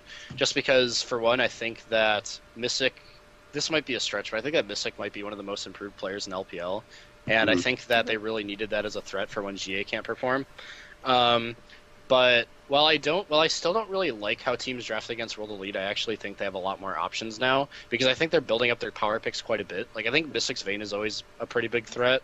Not that they would really ban it out or anything, but and then with Spirit, you kind of need to ban either Nidalee or Gragas against him. Probably more so Gragas now. But I think Aluka is actually the one that's a little bit harder to ban. Like, you can't just say, oh, ban Sion and he's useless, because he can always pick Maokai, which is really safe. And since World Elite's improved in team fighting at least a little bit, it's a really unsafe pick to go with. But at the same time, Aluka also can play Nautilus pretty well. So now you can't really do this thing where proper drafts automatically ensure a win against World Elite. So that actually increases their strength pretty substantially. So while I think EDG will win this set, I do think it's going to be closer, especially if EDG don't use their primary lineup. I actually think it still doesn't matter what champion Aluka plays as long as Spirit is nullified in some way. So. Yeah. That is true. Do you feel the same, Emily? We'll see. I think that because there's slightly more champions for Luka to play, there's actually, like, this is gonna sound really terrible, but there's more of a chance for him to, like, make an impact on the game, because he's really not so good at positioning in teamfights, but now that he has the Nautilus option, he can kind of just stand in the middle of them and still make a huge difference, just like he can with Maokai and Sion. And then going back to the last time these two teams met, like, it was like, what, one explosive cask away in pretty much like both of the games, if I remember. Like, I'm reimagining this team fight mid where Spirit just splits everyone perfectly on Gragas. I actually think it's going to be, and again, because EDG is like rotating their roster around, I think it's going to be as close as like a 3-2. Like, I definitely think WE is going to take at least one game off of them. But I think EDG is going to win out in the end. Okay. Like they always do. So it's gonna, I'm imagining something that's like kind of similar to, obviously, like, without the whole pawn rushing from the hospital kind of drama, but like I'm imagining something that's really similar to last Split's playoffs. Perfect. And so we're just pretty much all in unison. Of course, it's going to be a close one, but for the most part, it feels like... I don't think it'll be as close as 3-2, but we'll see. Okay. Yeah. We'll see. So it just feels like the World Elite organization as a whole is just going to be single-handedly, like, EDG will just have taken out World Elite Future and World Elite, so it's just... Yeah, they had to beat WE Future to get here, so... This is just a foreshadowing into the future. They've taken out EDG in the past, and now they've taken out their future hopes as well. So, okay. IG versus Vici. This one seems a little more obvious, I suppose. Emily. I mean, IG, there's always a chance that they can just straight up not be motivated or throw, but I mean... Does it even matter? That's the real question. Yeah, well, if they have a new AD carry, it might be interesting. Vici is just honestly, like, so out of it right now that I don't see a way other than, like, IG just straight up, like, refusing to play, like, a la Zero in King's last set. Like, I don't see Vici doing well. So literally, you're telling me unless if IG is so deep motivated, they will not play the game. Yes, Cacao has to pull a 0, I think. So it's like, or somehow Vici like, I don't want to play this game. Vici magically finds a top laner and puts Dandy back in the jungle. Oh my God! Isn't that the like a Hollywood ending? Yeah. Right? That's just okay. Kelsey. Yeah, so I do have confirmation on their new AD carry is going to be starting for Demacia Cup, so I literally don't know anything about him. I don't think he even has, like, a name yet, but and by a name I mean an ID. Is this no names returning? No. That would have been hilarious. Like, does he even have a name? His ID might be Campaign, I don't know, but his name is Jing Tai Tang, so... So yeah, there's a new AD carry. I was gonna be so much happier if you just said G-Tai. G-Tai. G-Tai, Z-Tai. G-Tai. But yeah, so there will be a new AD carry for IG. I don't think it matters, frankly. I think IG could completely goof off and still beat Vici Gaming because maybe I'm just too mean to Vici Gaming, but this is not the time to be looking back now at your... Kelsey, I said that Cacao would have to refuse to play in order for them to win. I just think it'll be, like, it's sad, but Vici Gaming hasn't won a series against IG before. I think both teams are weaker now, than they were last in playoffs. Yeah. But I still think that, like, IG had that big surge of performance, like, Zetai is more motivated to play this, he says that all the time, but he's more motivated to play this Demacia Cup, so I think you'll at least have, like, 3 solid players, and Vici Gaming has, like, 1, so, yeah!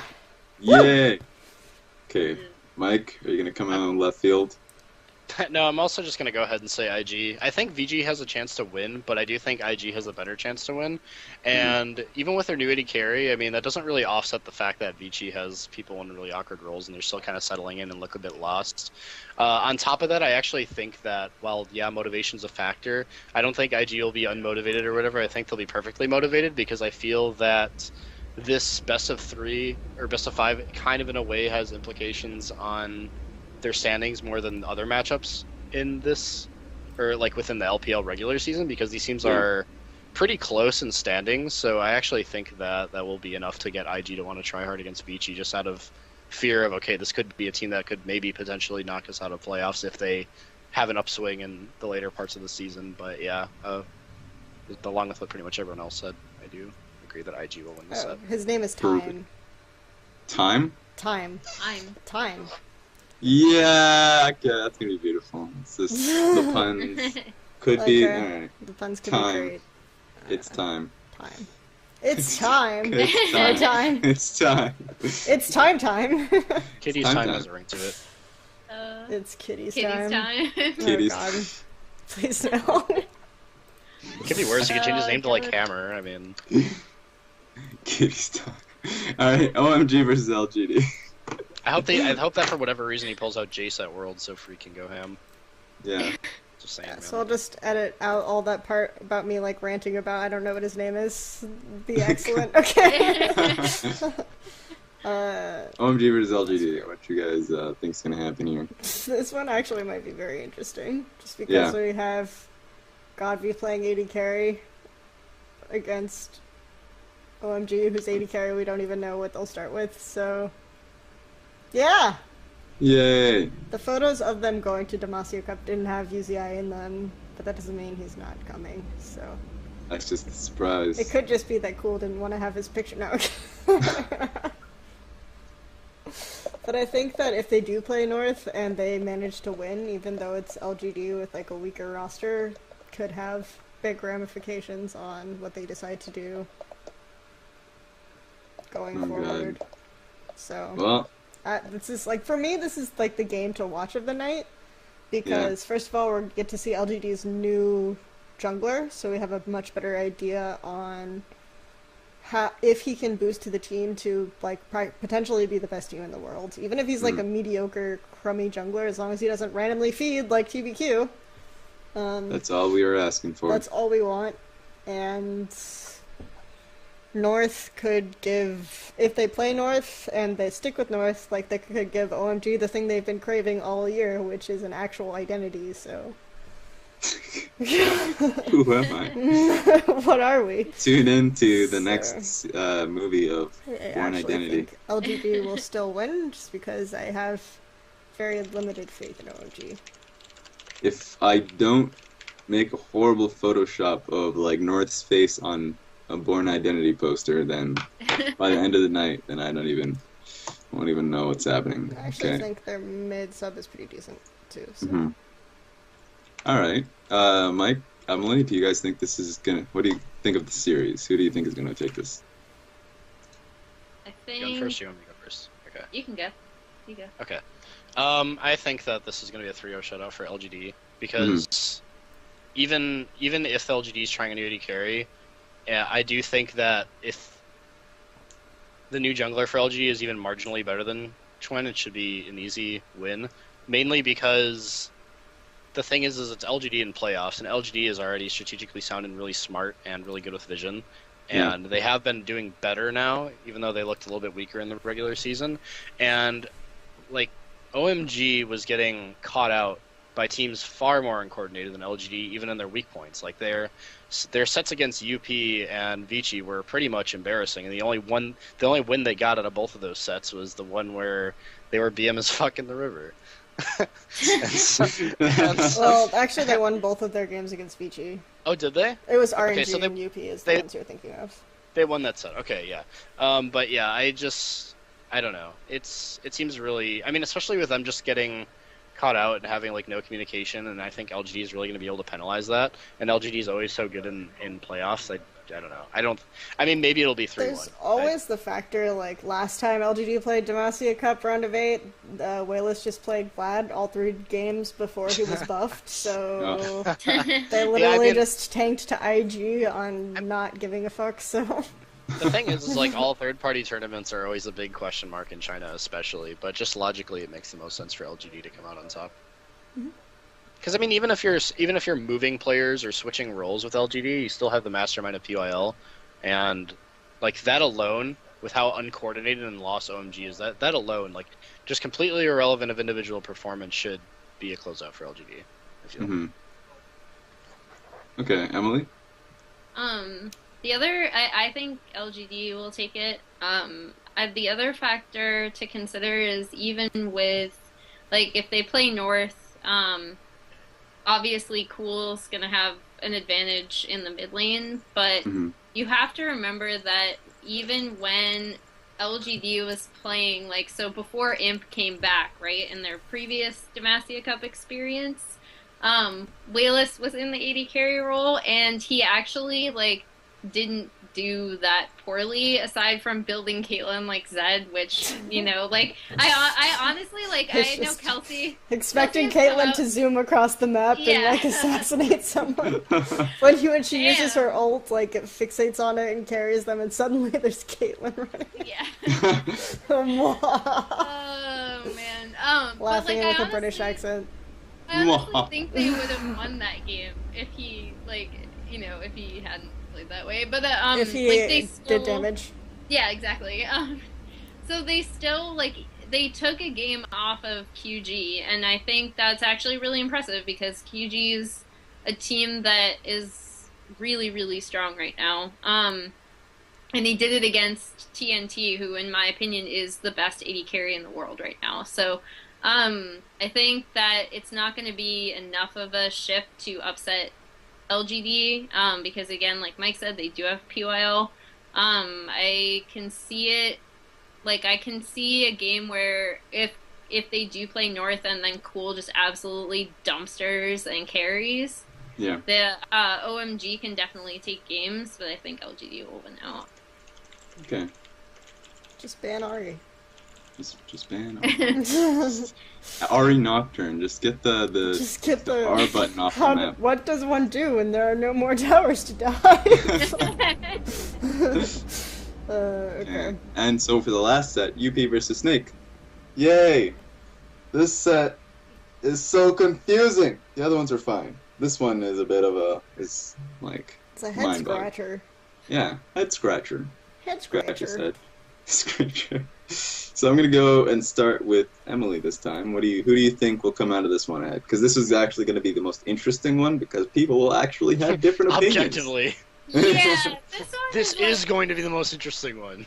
Like, if there's a set to watch, I'd still agree that it's LGD or an OMG. But again, if you're just watching for like straight up entertainment factor, like maybe you should check out EP versus Snake. I have no. I honestly UP's have. players like randomly die when Heart isn't around them. I know, like watch as soon as Hart leaves an area, his players suddenly run around like headless chickens, and like oh my god, he tries to play a poke comp, but then they decide to initiate 5v5. We make them sound so bad. we do make them sound bad, but they can do it because we can. These are actually like two, like, I mean, I think UP has a kind of a cap in terms of one what might they can say that they set, have potential. But, yeah. Get out of here. You're done. It might be unlimited. But Snake, I feel like, is a strong team, and I'm kind of just holding out hope for them to stop doing crazy stuff and you know, like, really, really play to their strengths. So I think it could be a toss-up in either direction. I am gonna go with Snake over UP at this time, but you can't rule out Hart, again, just pulling out these like crazy Reaper performances where he just controls the entire game and all of the players, and that's something to watch. So, Okay. you know, if OMG LGD isn't your thing, you can go swap it over to UP. Teams literally just ban 3 supports against Hart sometimes. It's pretty funny. Like that's how, like, I don't think people understand, because if you watched Korea and you're familiar with Hart in Korea, like, he's on another level. Like, he's gone through a spirit transformation on UP, and he is just completely controlling that team. A spiritual transformation. Spiritual transformation. Please stop it. All right, just for that microsecond. I think that Snake probably should take this set, because as long as Snake doesn't do anything too crazy and kind of just stick with their working formula, and I guess as long as Unlimited Potential doesn't like figure them out, so to speak, it shouldn't really be too hard, just because I think that they're smarter, but they're also individually across the board for the most part stronger, with the exception of support. So Okay. Kelsey? Yeah, that's really it. Yeah, I think the thing that frustrates me the most about Snake is that you look at their laners, and they actually are one of those teams that has carry potential in pretty much every single, like, in top, mid, and AD carry. But they just don't. I don't know. Like, they can't figure out, like, they have no plan, and I feel like Unlimited Potential's advantages come from the fact that they can identify the way a team operates and the best way a team works, and I think that they actually understand their opponents better than any other team in LPL, and can prepare for them, and, like, they got OMG to a T. They figured out how they work, and they just played against it. They figured out EDG and how they work, and they just played against it. Snake's advantages comes because I don't even think Snake knows what they're doing half the time, so I think Snake will win unless like Unlimited Potential has figured out something that I haven't. And Unlimited Potential, like maybe Unlimited Potential will teach us what Snake's raison d'etre is, and they'll just like dismantle them. But I think Snake will win just because they have this flexibility. It's almost like last year they had no flexibility, or last split they had no flexibility, and this split they have too much flexibility, so they don't know what to do with it. Yeah. Okay. I'm gonna pretty much go in the same direction. I feel like Snake will be the team to beat. They can. Like, it's UP needs to know what they're going up against, and with Snake, A, they don't know, and B, I feel like Snake as a team has been. I don't want to say they haven't been playing seriously. I think they have, but if you give them time to prep, a lot of what they play will be perhaps it will make a lot more sense. So, for the most part, they've been prepping for this game. They have the time, so I think UP has been the team that's been most. The time. God damn it. Okay. And while UP has been the team with being the most efficient with their time and like prepping for certain teams, I think you give Snake that time and they will take it. And they have the better players. I think they do. They have Flandre is better if he uses his gold in the proper. Is just literally if he has a brain. He doesn't build Magus Trinity Force. Still, like, this is probably the last chance he has to build the Magus Enchant Azir, so. Watch him just not build. Like, he's done building AP the moment Runeglaive comes out. He's like, damn, Runeglaive will just ruin this item. Like, why would I build Runeglaive Fizz? Like, what would be the purpose? I guess now I'm forced to go AD Fizz. Jeez, like, right. Devour Fizz. So, like, okay, I think Snake, like, if they're given the chance, and, like, I guess they will be serious, so I'm gonna give them this chance. I think Snake, A, they don't even need to, I guess. Like, if that even makes, if that's, I think it's a bad thing to say. I don't think they need to be serious in building. No, they need to build properly. But playstyle-wise and team comp-wise, like, I think they just have the edge here. I would say 3-1 is going to be the set. Okay. So there we go. I think we've covered it all. After this round of games in the Demacia Cup, we'll obviously be like following the Demacia Cup as it moves along. This will be really interesting. The games start tonight. What time would it be? I guess. Let's see. It starts at 1 a.m. Eastern. So. Yeah. Okay. So tune in. It's gonna be really fun. I think that'll be it for us. Well, as we go into shoutouts. So Kelsey, let's start with you in the shoutouts. Shout out to the score. I wrote a Demacia Cup preview if you want to know 5 reasons to watch Demacia Cup. The things I didn't really cover here include Echo in the jungle. Echo actually has really absurd stats in the jungle in China, and comparatively he does not in other regions. So if you want to watch good jungle Echoes, watch Demacia Cup or China more generally. Okay. Mike. Just the usual shout-outs to Esports Heaven and the panelists. Otherwise, yep. Watch Demacia Cup, because I know I haven't been, but now I will. Demacia Cup! Woo! We'll do it. It is 2 best of 5s at once, so... Oh. And when you go to the... Yeah, when you go to the streaming swap between the two. So. All the quarterfinals will be on lol.qq.com/LSPL. QQ. What's that multi-QQ? QQ. China. Alright, Emily? So my shout out is actually going to be, and this is going to sound really cheesy, but to all of you for having me on the show, because I was new. Oh my god, Mike. Sorry. I'm trying to be nice. Like, this is your 50th episode. I don't know. I was really I only laughed because I actually thought that you were going to go for the audience first. I'm sorry. Oh, well, thank you, audience, as well, for not absolutely, like, roasting me. Now that we've lost half of them, they slowly drifted away throughout the episode. But yeah, so thank you for having me on and dealing with my weird opinions, even though, like, I obviously have been really upfront about the fact that I didn't watch China until last year, so thanks a lot. It's been really fun, and I hope to continue to have fun. Perfect. All right. Shout out to Diggy. We're doing well, obviously. Yes. It's all me.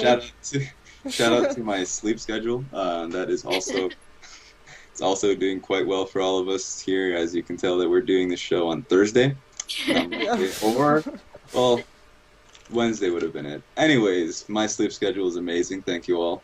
We hopefully have a plan that will prevent things like this from happening in the future. Yeah. So, Hopefully, yeah. which we will share with Raz. After. We plotted it in his absence yesterday. Yeah. Oh god. Next, as you will see, episode 51, we'll have a new host, Hubo Shim.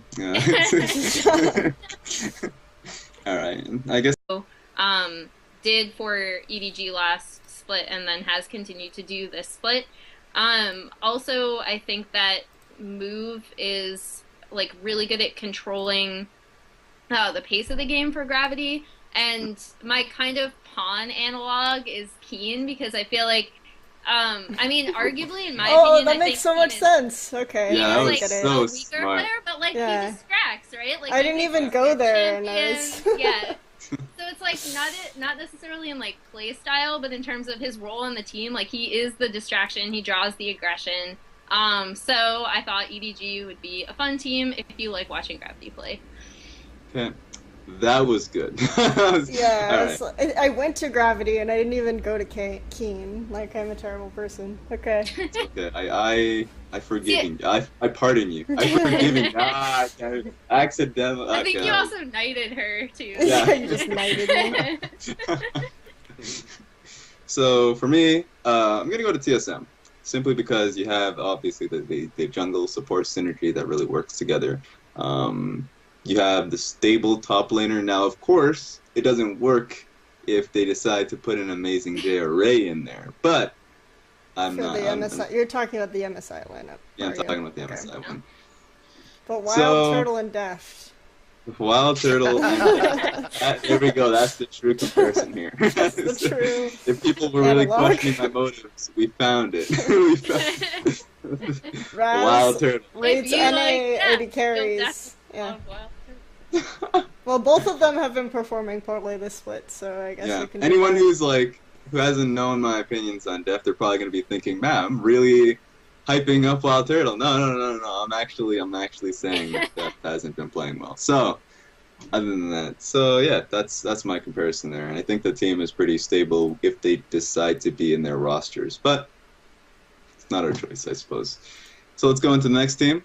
This one's a good one. This one's not the team. The team itself is not good, but I like the comparisons that are probably going to come up. World Elite. So, let's start with Emily, since we kind of gypped her last time. So. Well, yeah, you actually ended up going last, but That's okay. I like being the hipster.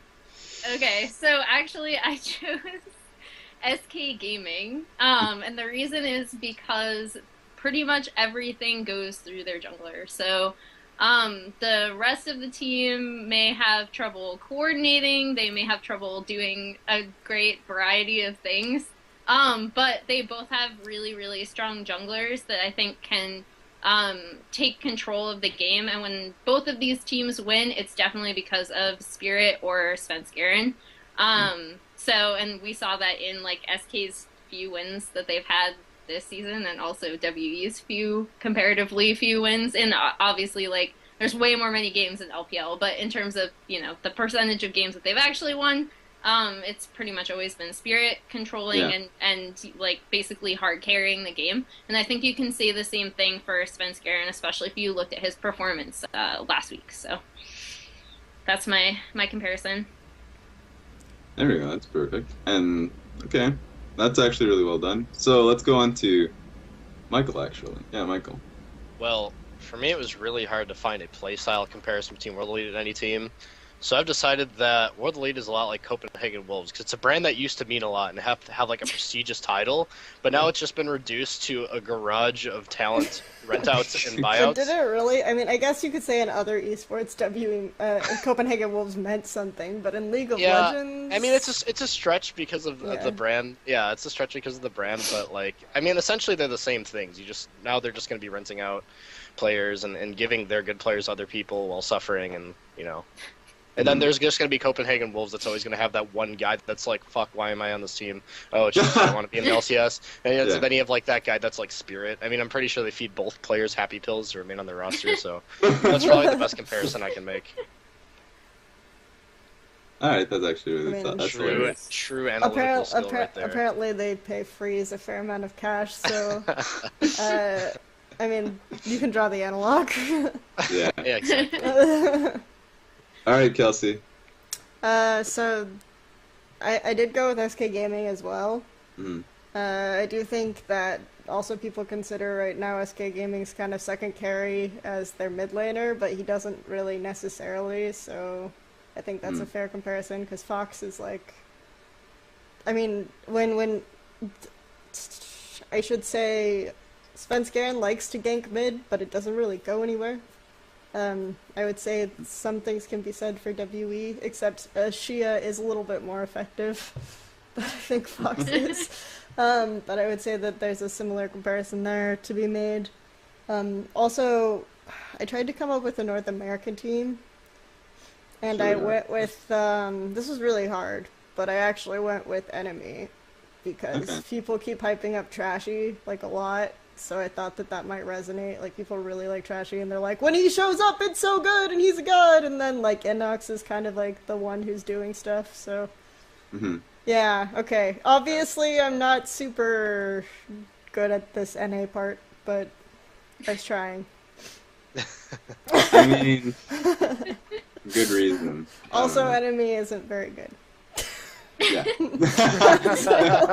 We found it. I'm a terrible person. Okay, I guess that goes back to me. Wow. Huh. Do I really want to do this?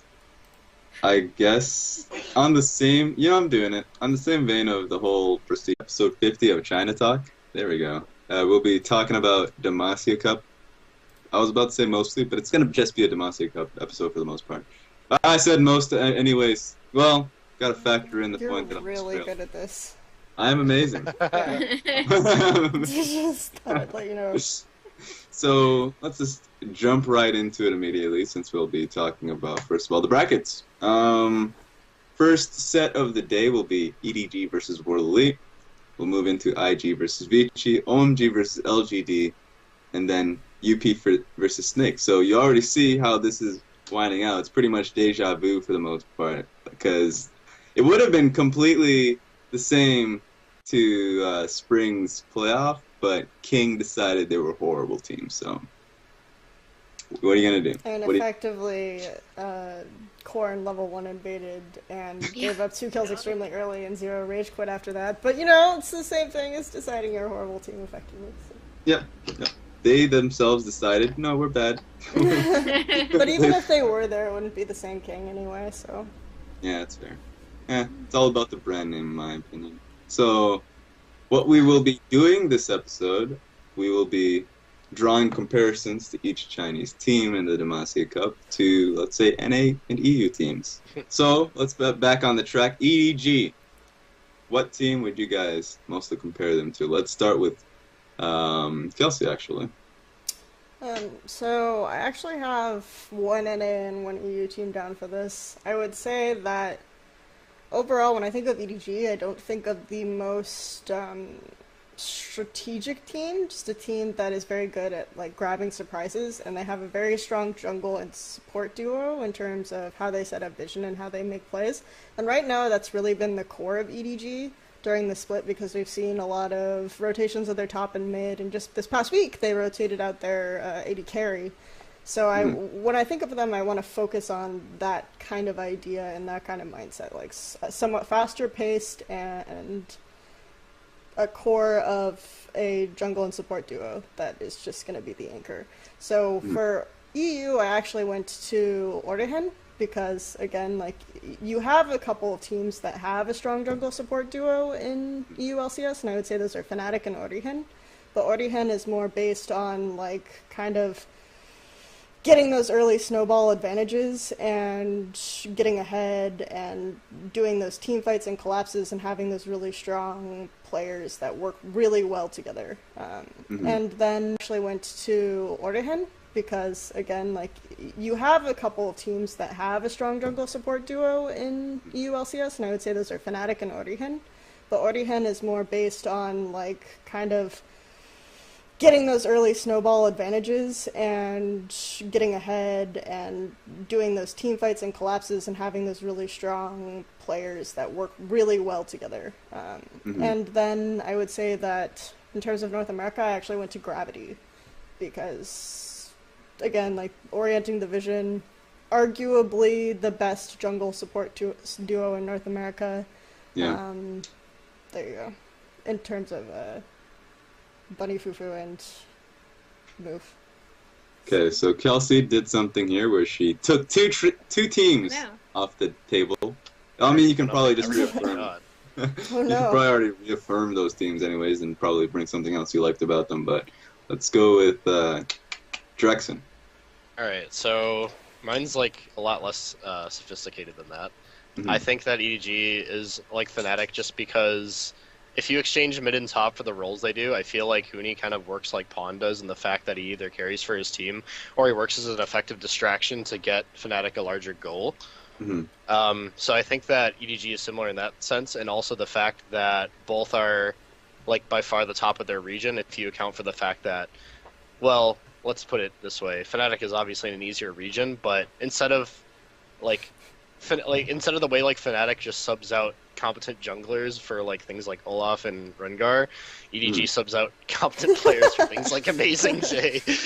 Wow, BM. So I kind of feel like that's how I draw the comparison between those two teams. So do you really think Amazing J is incompetent? Not incompetent, but I mean okay, but I also don't think like Olaf is incompetent. Right? I mean, he still works, so it's like the incompetent word is like a stretch. But rate Olaf as a jungle champion above Amazing J as a player. But I mean, I actually think Olaf is an extremely underrated jungler. So yeah, that is true. But then I mean, then you do have like Rengar. I mean, you only say that. Literally, the only reason why you rate Olaf is because you're like. But either way, I mean, you have like Rengar. Really well with, so. And you also have like Bamey and. That's the only. It's just because I love Sivir. Yeah. Tag Sivir along with Olaf. And Deft has been forced onto a lot of Sivir, you know, and obviously, like, that's true of every team, so. Now that Kalista I don't know if that exactly EDG works. is every team. Now that Kalista is dead, you have the true master race, like, you can't doubt it. But that's true, Reckless's best played is Kalista, so that doesn't really work. Yeah. I mean, they both arguably have star carries of the region, too, so. There are problems across the board with my comparisons as well, so. I think mine works the best with the Olaf and Amazing J. That's clearly it. Alright, Emily. You have the hardest task. I know, because I get to go last on the first section. Okay, so I actually also chose Gravity. It's for a few similar reasons that what Kelsey said. I think you can find a good support analog between what Bunny Fufu has been doing for Gravity in NA and then what Mako... Just title. Cloud9. Cloud9 has... God, I guess they can't even make that comparison anymore because Meteos... Yeah, I'm making it anyways. Meteos. So Meteos... I have one later that's like a huge stretch, so... Okay. Meteos, Spirit, not saying they're the same, but they were pretty much like carry junglers. A little bit of a stretch. Criticized for their selfishness by some fans, you could say. Yeah, exactly. Like a fun fact, if you guys don't know, is that some Chinese fans have gone like so far one direction in terms of saying that Spirit is overrated that they actually will sometimes say that he's the reason they lose games because his playstyle is too selfish and he takes too much gold. That is such bullshit, dude. Yeah, that's like he's to give the gold to. It's kind of ridiculous. I would agree if he wasn't so good at vision coverage and getting like the scoutlers early. There's just like this interesting phenomenon when a player gets hyped up is that you start seeing these hipsters emerge that are like, he's actually not that good, and then eventually this extends to like, actually he's the worst player on the team. Yep. Just keep It's going, just- keep it's People are finding. crazy. Yeah, but Because it's it's- interesting. Yeah. So So, and then of Not course, long until Conan, Spirit Top, boys. Lemonation, same effectiveness. But, okay. Mystic, Sneaky. I actually am really high on Mystic as a player, so I think that kind of like the skill matchups are aligned a bit. Incarnation, Xie. I can see Both- the Mystic Sneaky comparison because both are like widely considered shit and both improved pretty quickly too. So Mhm. yeah, that's true. Like And they then top lane, both statistically, I found feel like. themselves in a position where they had to step up because both teams, I think, started losing carries. Like Shia really overperformed at IEM, Mhm. and I mean he's still okay, but that's Shia in a nutshell. And then So- statistically, Balls has actually been pretty poor as a player, and so I feel like then it opens me up to trying to make an Aluka comparison, just trying really hard, not really in the same light, but still. So then we can go on to the next team. If it makes you feel better, I think there is no other player that think really there's, compares like, to a Luca. There's sort of I think you could make a Freddy comparison, and the extent that Freddy likes to play like some meat shield champions and things like that. So It's a good one. Yeah. All right, now here we go. Invictus Gaming. This is. I love this one because I know everyone's probably gonna have the same team in mind. Maybe. Now I think about it, there's probably a lot of persons you can make. really, like, cause I had a bunch of them that kind of worked, and I couldn't think of one that was like really clear. So maybe you'll just blow my mind, and I'll be like, damn, there we go. We'll find out. Michael, let's start with you first, since you've been the middleman both times. Okay, well, mine's going to be less a stylistic thing and more of like a historically how the team has worked out at least